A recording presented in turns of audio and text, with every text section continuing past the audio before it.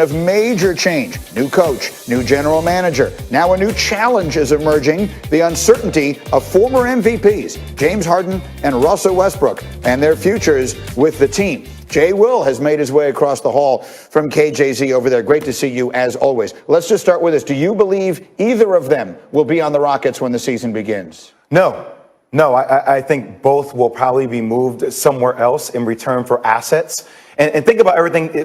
First year on the job for Stephen Silas, you have Russell Westbrook, James Harden have came out pretty much through their agents and said, look, we're not happy here. What are we doing? You have things like PJ Tucker, who's irate about his contract. You have Daniel House. You have Evan Gordon. You have Eric Gordon, Austin Rivers, all dissatisfied with their roles. Former players describing this franchise as problematic. I think Daryl Morey is trying to make moves to get James Harden to Philadelphia. I've been hearing rumors about, hey, can we do a swap of Ben Simmons to James Harden and Russell Westbrook? I know people here want to hear about that.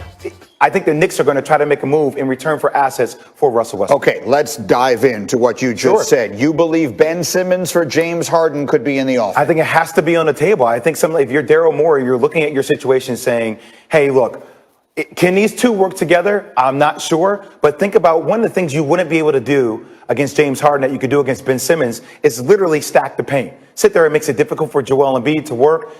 If you're able to pull something like that off, you unlock Joel Embiid. You unlock James Harden. Also, you brought Doc Rivers there to make that situation work with Tobias Harris. I think that is a team that you can build and have a chance to win the Eastern Conference with. That's remarkable. Ben Simmons is known as a guy who's not willing to shoot. James Harden never had that problem. So that's and you need three-point shooting with the Philadelphia 76ers, right? So that's a really interesting one. Now you just said Russell Westbrook to the Knicks? Well, the Knicks have a lot of expiring contracts on their books. If you're able to get that, if you're Houston, if you're going into the rebuild scenario, if you're Tim Fertitta, the owner, then you can get a lot of expiring contracts and Russell Westbrook in New York City. And I'm not just saying that because we're here in New York City. I would tell you whatever team I thought he was going to. Fashion Week, Tribeca Film Festival, owning a team. New Yorkers really want, and they have the cap space to do that.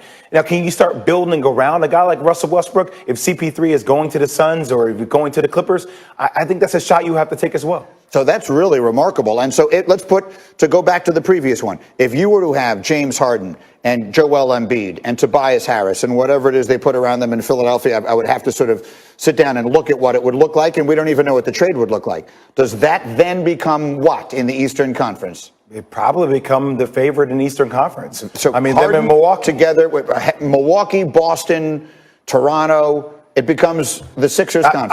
I would love to watch the Celtics go against them because I actually think the Celtics have defensive pieces that could defend. But if you had James Harden, Joel Embiid on the same team, pick and roll, high usage rate, surround them with a guy like Tobias Harris who can be a marginal shooter. Daryl Morey's great at finding the gems in the rough. If he's able to find the right pieces around that team, they will have to be the presumptive favorite going into the Eastern Conference season. That would be really remarkable. You didn't even mention Miami, obviously, who made the final this past year. And then Russell Westbrook on the Knicks becomes what? This is a team that's a franchise that's been so bad for so long. He brings a lot of star power. Star power, somebody that wants to be here. I think New York has been waiting for a free agent to want to be here. Leon Rose, Worldwide West, they have a lot of the pieces infrastructure-wise. Maybe Russell Westbrook is the first piece of the puzzle down the road. Do you have a reason to believe he wants to be here? Because you're right. The stars generally have not wanted to come play for the Knicks. Do you think he wants to be here? I think Russell Westbrook always wants to win a championship. But if it doesn't work out that you can't get traded to a team, why are you staying in Houston? If James Harden does decide to leave, if there's a better situation for him, why would you stay in Houston? Would it make sense for you to own something of your own or you go try to win a championship? I don't know what team would be able to move pieces enough to win a championship for Russell Westbrook right now. It's such an unusual offseason. Should we expect there to be more of this as we work our way through November and to the beginning of next season? Are we going to see a bunch of movement like this? I think you're going to see a ton of trade scenarios. Another person that a lot of people always talk about is Bradley Beal.